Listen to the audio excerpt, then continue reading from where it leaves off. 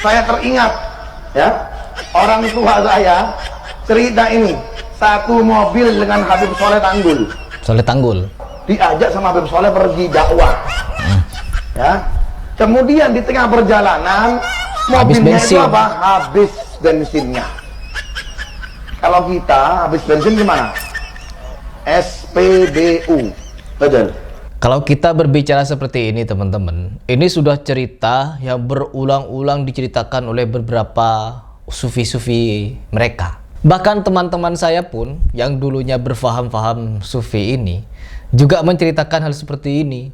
Boncengan dengan gurunya, habis itu bensinnya tekor, lalu dia ke sungai ngambil air pakai songkok, lalu dituangkan ke tangki bensinnya. Apa yang terjadi? Nyala motor. Gaya ya.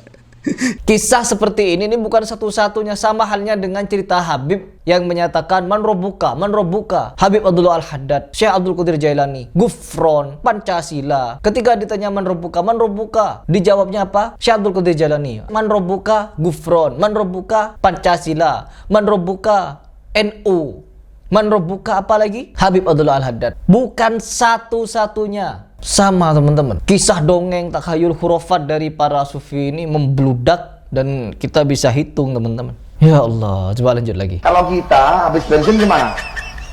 SPBU. Betul. Kemana? SPBU. Tapi kalau orang soleh, karena kenapa selalu bersandar dengan Allah Subhanahu wa Ta'ala, perginya kemana? Perginya ke masjid ambil air, bukan ambil bensin. Bukan. Ya, kerannya masjid diambil secukupnya. Isi mobilnya itu dengan apa? Isi mobilnya dengan air. Jalan teman-teman. Diisi dengan air, jalan mobil itu.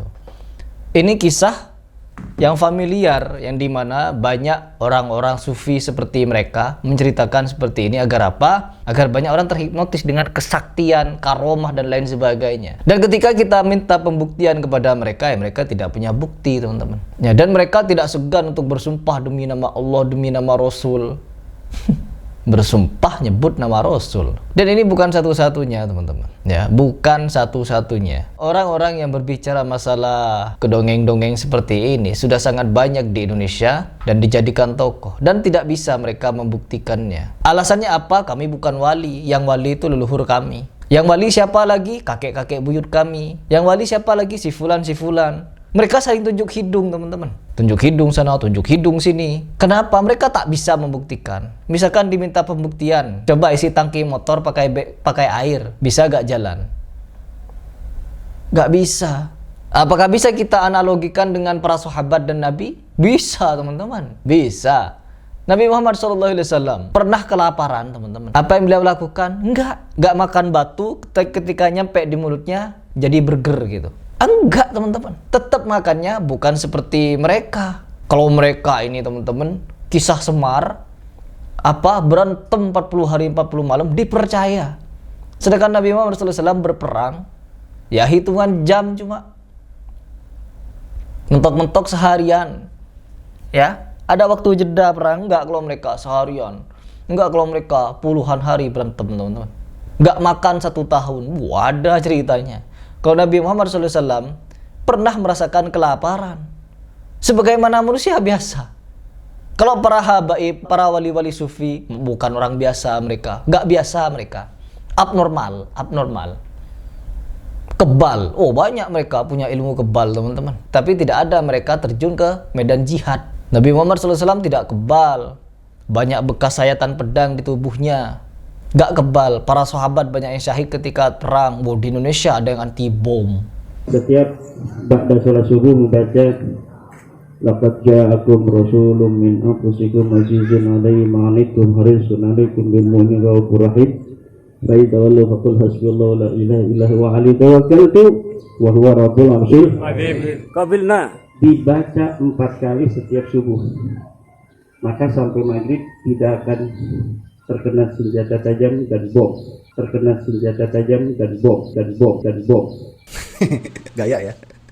Ketika mengamalkan ini, nanti ketika kalian berada di mana-mana, anti bom, ada bom kalian aman. Anti tembak, anti bacok, anti gorok. berbagai macam ilmu keanehan, nyeleneh oleh orang-orang sufi ini, banyak orang mempercayainya. Makanya saya tidak putus-putus memberikan edukasi semacam ini. Agar apa? Agar umat melek. Jangan ikut Samsudin terus, jangan ikut Gufron terus, jangan ikut Kiai Fulan, Habib Fulan, Gus Fulan yang mengajarkan konyolan, kehaluan.